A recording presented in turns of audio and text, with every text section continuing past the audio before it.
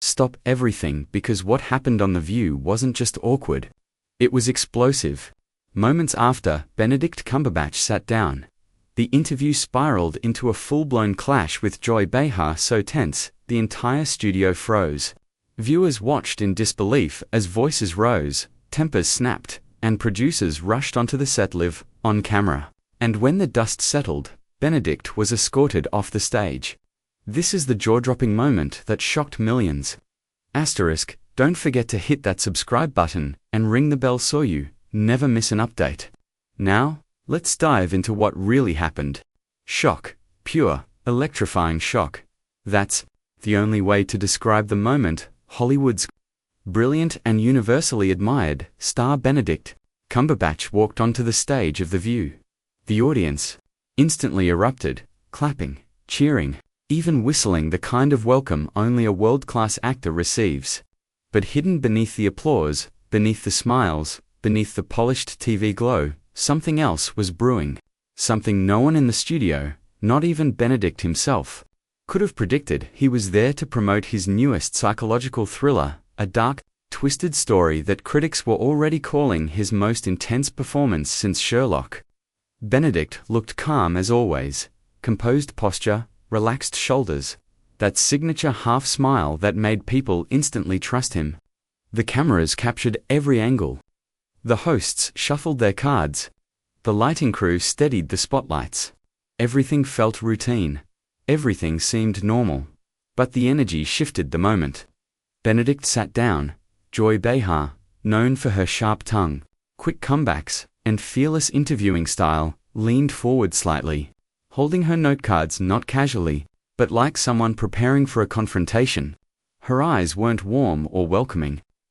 They were investigative, focused, a little too direct, as if she had come into the segment with something on her mind. The other co-hosts sensed it. A tiny hesitation passed between them, a glance, a raised eyebrow, a small breath held too long. It was subtle, but the tension was there. Quietly humming beneath the surface, Benedict, unaware, continued smiling. But that smile wouldn't last long. The first few seconds of the interview felt harmless enough. A light comment about his film, a gentle joke about his British humor. The audience laughed, the cameras glided, and Benedict spoke in his usual soft, articulate rhythm. But then Joy shifted her posture, leaning in even closer. Her fingers tightened around her notecards. Her tone sharpened, barely noticeable at first, but unmistakable to anyone who knew her style. And that's when the atmosphere changed. What began as a polite chat suddenly felt like the calm before a storm. The kind of heavy silence that makes even the studio crew brace themselves. The audience sensed it too. The laughter quieted, the whispers softened. The entire room leaning in without meaning to. Then, it happened. Joy fired her first unexpected question, direct, confrontational, and noticeably personal. Not the friendly, promotional question Benedict likely anticipated. Not the typical Hollywood interview fluff. No. This one had weight. The moment the words left her mouth, the temperature in the studio seemed to drop. The air thickened. Even Benedict's expression shifted, the slight widening of the eyes, the soft inhale, the small pause before responding. He maintained his composure, but something inside him had clearly tightened, and viewers could feel it. It was the moment where everything took a turn, the moment that transformed a normal daytime talk show appearance into the beginning of one of the most talked about live TV clashes of the entire year. Producers exchanged uneasy looks behind the cameras. Stage managers froze near the curtains. The whole studio sensed they were on the edge of something unpredictable. Something volatile. No one, not the hosts, not the audience, not even Benedict, knew that the next few minutes would spiral into a confrontation so intense, so uncomfortable, so unexpectedly explosive, that producers would be forced to step onto the set during a live broadcast and do something almost unheard of: remove Benedict Cumberbatch from the stage. Live on air, in front of millions. But the real question wasn't what happened. The real question was why it happened. And for that, we need to go back to the very beginning of the clash, to the single moment where everything shifted, the moment where this story truly begins. The interview moved forward, but the air in the studio felt different now, heavier, tighter, as if everyone could sense something brewing beneath the surface. Benedict adjusted slightly in his seat, still polite, still professional, but he was no longer as relaxed as before. Joy Behar, on the other hand, seemed to be warming up for something sharper. She looked down at her notecards again, not to read them, but almost like she was reminding herself of the direction she wanted to take the conversation. Her voice softened for a moment, creating a false sense of calm, and the audience leaned back as if the tension had passed. But then Joy straightened her back, cleared her throat, and dropped the question that instantly tightened every muscle in the room. Benedict, some critics say your new character is too disturbing, too dark, and too emotionally unstable for audiences. Do you think you went too far this time? A slow wave of murmurs rolled through the audience. The co-hosts looked sideways at each other. Even the camera operator nearest to the stage hesitated before zooming in. It wasn't the question itself, it was the tone. The way Joy said to emotionally unstable, it felt less like a question and more like a jab, disguised as a critique, a subtle accusation wrapped in curiosity, and Benedict felt it. For the first time that morning, his smile flickered. He took a breath, adjusting his posture in that calm, British way of his, and began to answer with professionalism and clarity. He spoke about the complexity of the role, the emotional depth required, and how portraying flawed characters helps audiences understand human nature. His words, as always, carried thoughtfulness and intelligence. But as soon as he reached the heart of his explanation, Joy interrupted. Not once. Not twice. But 3 rapid times, each interruption sharper than the last. Benedict paused, politely giving her space to speak, but Joy kept pushing. She criticized the film's tone, questioned the emotional risks, and even implied that Benedict might personally relate a little too closely to dark, intense characters. That last part hit differently. Benedict blinked, stunned for a second, before regaining his composure. The audience fell absolutely silent, waiting, almost holding their breath to see how he would respond. He smiled again, but this time, the warmth was gone. This wasn't Benedict the guest anymore. This was Benedict the professional defending his work.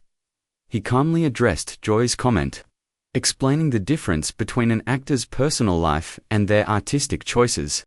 He spoke with dignity, patience, and restraint. But Joy didn't seem satisfied. She leaned closer, narrowing her eyes slightly. So you're saying the critics are wrong? You're saying you know better? A few members of the audience gasped. Benedict's jaw tightened. He attempted to answer again, but Joy cut in mid-sentence. Yet another interruption, barely allowing him a full thought before jumping to the next question. The co-hosts tried stepping in to ease the tension, but the momentum had shifted. Joy pushed harder, Benedict held his ground, and the atmosphere grew more uncomfortable by the second. Cameras zoomed in on Benedict's face, catching every micro-expression. His usual softness had been replaced by a quiet frustration, still controlled, still polite but unmistakable to anyone watching. The audience could feel it. The crew could feel it. Producers backstage began whispering frantically through headsets. The interview was no longer a conversation. It was turning into a clash. A slow, simmering confrontation disguised as daytime television. And then Joy asked the question that would flip everything upside down. Do you enjoy portraying unstable characters because they're easier for you to connect with personally? It was the spark in a room full of gasoline. The audience erupted with gasps, so loud that microphones picked them up. Benedict's expression changed instantly. His polite mask dropped. His eyes widened, not in anger, but in disbelief. It was a line that felt less like journalism, and more like an attack. A boundary had been crossed. The temperature in the studio dropped sharply. The co-host beside Joy shifted uncomfortably. A producer off-camera moved closer to the stage. Sensing what was coming, everyone knew they had just entered dangerous territory. And Benedict's next words would ignite the moment that went viral. The studio went silent. The audience, the co-hosts, even the camera operators seemed frozen in place, waiting to see how Benedict would respond to Joy Behar's cutting remark. The question had crossed the line. Everyone felt it, and now the entire show balanced on a knife's edge. Benedict didn't react immediately. He inhaled slowly, eyes fixed on Joy, his posture stiffening ever so slightly. The smile he had worn earlier was completely gone, replaced with a look that was calm, but dangerously controlled. He finally spoke, his voice lower, firmer, and sharper than before. "Joy, with all due respect, I'm here to discuss my work, not to have my mental stability questioned." A loud ooh rippled through the audience. Joy raised her eyebrows, unfazed. She lifted her notecards again, flipping through them as if searching for her next point. But Benedict wasn't finished. He continued, not angrily, but with a clarity that cut through the tension like a blade. "When you interrupt me, it becomes impossible to answer your questions properly. I'm trying to explain the craft, the performance, the character, and I'd appreciate being allowed to finish a sentence." The room reacted instantly, gasps, whispers. A few shocked giggles from the audience. One of the other co-hosts, visibly uncomfortable, jumped in to try and mediate. Okay, let's keep things calm," but Joy held up her hand, signaling she wasn't stepping back. "Benedict," she said, her tone firm, "I'm doing my job. If a question makes you uncomfortable, that's not my fault." The tension snapped tighter. Benedict leaned forward, resting his hands on his knees, and for the first time in the entire segment, his irritation broke through his calm exterior. Uncomfortable. No, but disrespectful. Absolutely. That line alone sent the audience into chaos. Some gasped. Some clapped. Some shouted, "Let him talk." Cameras zoomed in on Joy, capturing her tightening jaw and narrowed eyes. She wasn't used to guests pushing back this hard, not on live TV. She leaned back in her chair, crossed her arms, and said with a cold half-laugh, "Well, if you think this is disrespectful, maybe this interview isn't a good idea." The moment she said it, the studio atmosphere shifted from tense to explosive. The co-hosts stared at her in disbelief. Producers in the control room jumped out of their seats. A stage manager near the curtain put a hand on their headset, waiting for instructions. Meanwhile, Benedict sat back slowly, staring at Joy with an expression that blended disappointment and irritation. He took a breath, then responded calmly, but with an edge nobody had ever seen from him on daytime TV. "If an interview becomes personal instead of professional, then no. It's not a good idea." The crowd reacted instantly, louder than ever. Joy fired back with a quick, cutting remark, "I'm asking what the audience wants to know." Benedict didn't raise his voice, but his reply hit harder than anything he'd said before. "There's a difference between curiosity and provocation. Today, you're not showing curiosity." Even the co-hosts were stunned. One whispered, "Oh my God." Another reached across the table toward Joy, as if silently begging her to move on. Joy, however, wasn't done. She leaned toward Benedict and said sharply, "So, now you're telling me how to do my job?" Benedict exhaled, looking away for a moment, not out of defeat, but because he was losing patience. When he looked back at her, his voice was steady, cool, and brutally honest. "I'm saying a conversation needs respect on both sides. That's all." And that was it, the final push.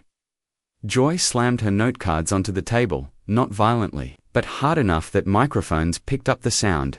Some audience members audibly gasped. The tension was no longer subtle. It was fully exposed, raw, uncontrolled. It wasn't a discussion anymore. It wasn't an interview. It was a clash, a full-blown confrontation, happening live on national television. Producers, backstage, knew they had seconds to act before things went completely off the rails. One of them rushed toward the edge of the set.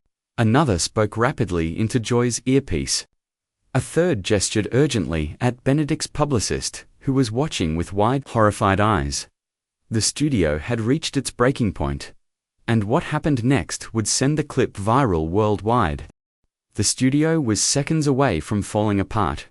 The co-hosts sat frozen. The audience murmured in confusion, and Joy Behar stared at Benedict with an expression that could cut glass.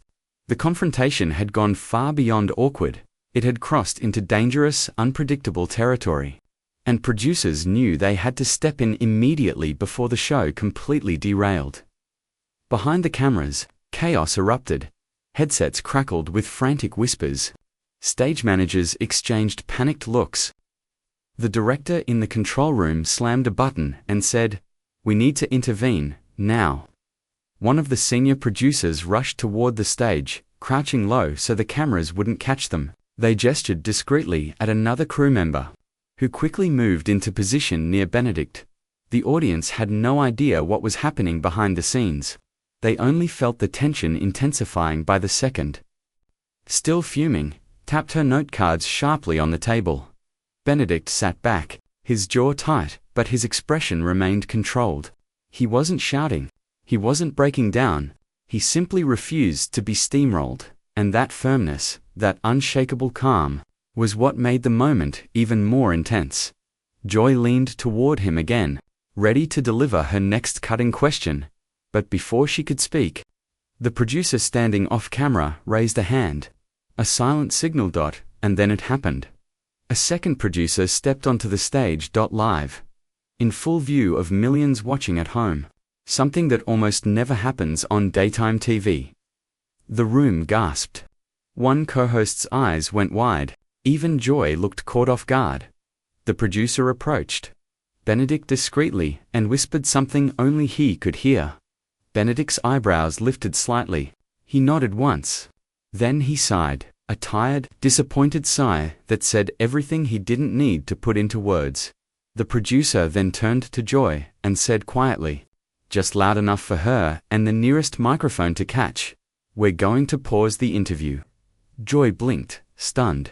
"We're live," she snapped back in frustration. But the producer didn't argue. Instead, they stepped forward again and addressed Benedict with a calm firmness. "Let's take a moment backstage." The audience erupted into gasps. A few people even shouted "new." Others whispered, "What's happening?" Someone in the crowd yelled, "Let him talk." Benedict stood up slowly, gracefully, as if determined to leave with his dignity intact.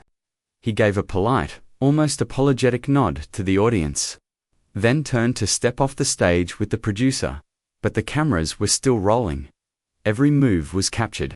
Every expression, every second of his exit. Joy folded her arms, visibly irritated. Refusing to make eye contact with anyone, one co-host buried her face in her hands. Another shook her head in total disbelief. The third host attempted to say something, anything, into the awkward silence, but only managed a quiet "will. Be right back." The show quickly cut to a commercial break, but even that was chaotic. Producers barked orders through headsets. Assistants sprinted across the studio floor. Joy demanded to know why Benedict was being escorted off when, according to her, she was just doing her job. Backstage, Benedict's publicist met him the moment he stepped behind the curtain. His team formed a protective circle around him, whispering urgently. The producers followed, trying to smooth things over, but the damage was done. The interview had collapsed. The tension had exploded, and no amount of emergency PR could undo what millions of viewers had just witnessed. Meanwhile, the internet was already catching fire. Clips of the confrontation spread online at lightning speed. Twitter threads popped up instantly. TikTok began filling with reaction videos. Hashtags spiraled into trending territory. People weren't just talking about it, they were obsessed. It was official. Benedict Cumberbatch being removed from The View had become one of the most viral TV moments of the year, and yet, the real shock, the real drama, the real fallout, was still waiting after the cameras stopped rolling. The moment the cameras cut, the energy in the studio didn't dissipate, it shifted.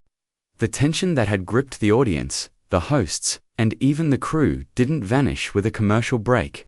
Backstage, the atmosphere was electric, filled with hushed whispers, nervous pacing, and a flurry of phone calls to try and control the chaos.